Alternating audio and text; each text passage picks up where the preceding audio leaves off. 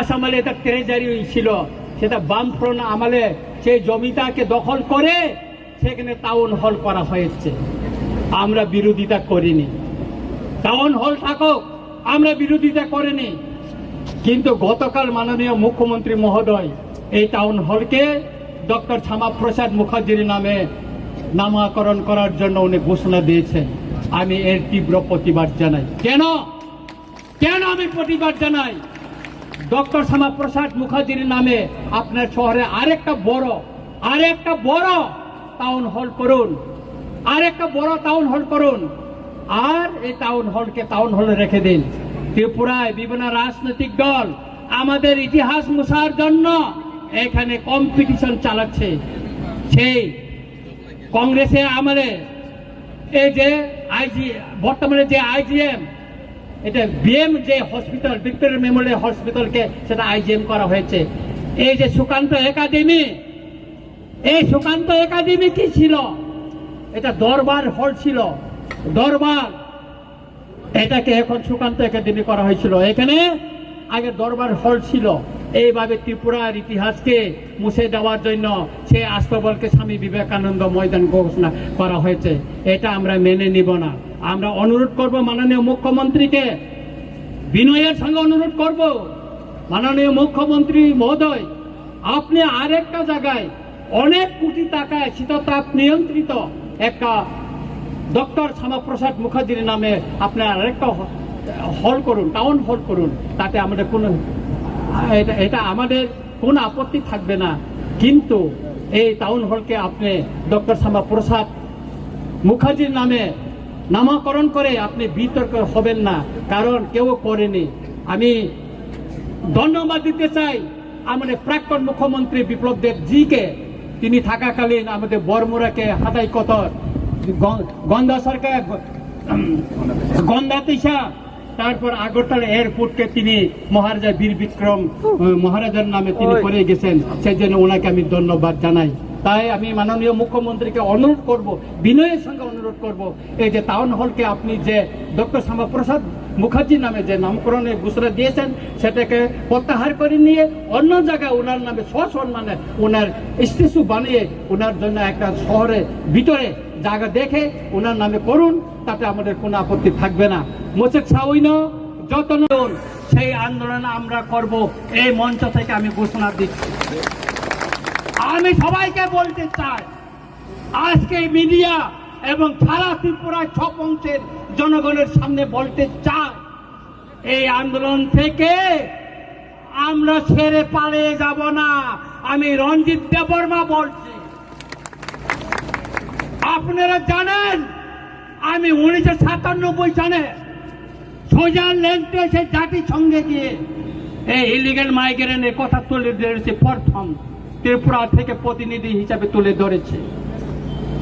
নিশ্চয়ই আপনারা জানেন আজও আমি এই অবৈধ তৎকালীন পূর্ব পাকিস্তান আধুনিক বাংলাদেশ থেকে আগত বেআইনি অনুপ্রবেশকারীদের শনাক্ত করে তাদের দেশে সসম্মানে পাঠানোর জন্য আমি লড়াই করে যাচ্ছি এবং করে যাব।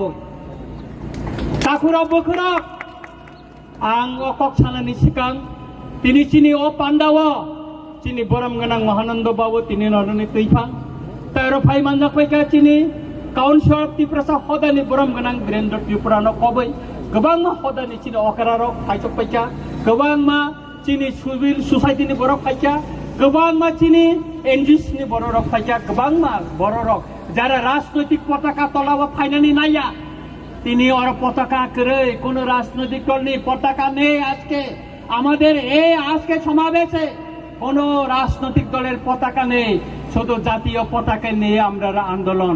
কারণ আমাদের এই ইস্যুটা হচ্ছে জাতীয় ইস্যু। এই জাতীয় ইস্যুকে আমরা জাতীয় পতাকা নিয়ে আন্দোলন করব, রাজনৈতিক পতাকা দিয়ে নয়। আমাদের মহারাজা বলেছিল পয়লা জাতি ওলোপাতি, সেই জন্য আমাদের জাতিকে আজ রক্ষা করতে হবে পয়লা, তারপর পার্টি। সেই জন্য আজকে পতাকা ছেড়ে দিয়েছে, পার্টির পতাকা ছেড়ে আজকে আমরা জাতীয় পতাকা নিয়ে লড়াই মাঠে নামছি। অনেকে হয়তো প্রশ্ন করতে পারে রঞ্জিত দেববর্মা ত্রিপুরা মঠার এমএলএ, উনি কিভাবে পতাকার বাইরে ত্রিপুরা মঠার বাইরে হয়ে গেল?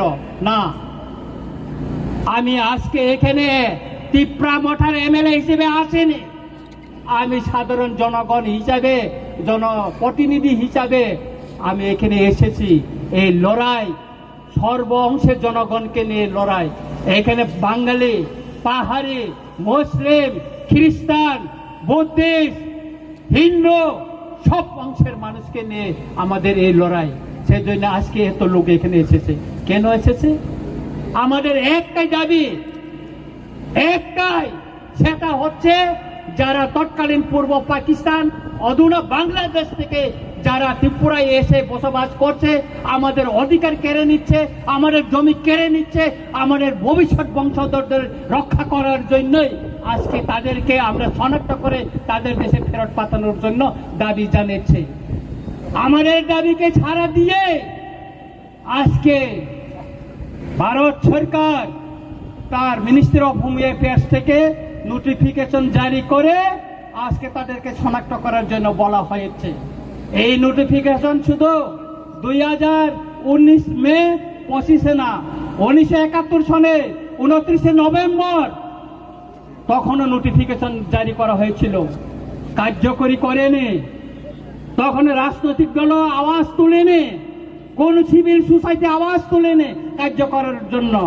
2017 বামফ্রন্ট শাসনে এই নোটিফিকেশন জারি করা হয়েছিল, কিন্তু তখন এটা লুকিয়ে রাখা হয়েছিল, কাউকে জানতে দেয়নি। তারপর 2021 এখানে বিজেপি এলেন সরকার আসার পরও 2021 নোটিফিকেশন জারি করা হয়েছে মিনিস্টার অফ হোম অ্যাফেয়ার্স থেকে, কিন্তু এটাকে লুকিয়ে রাখা হয়েছে।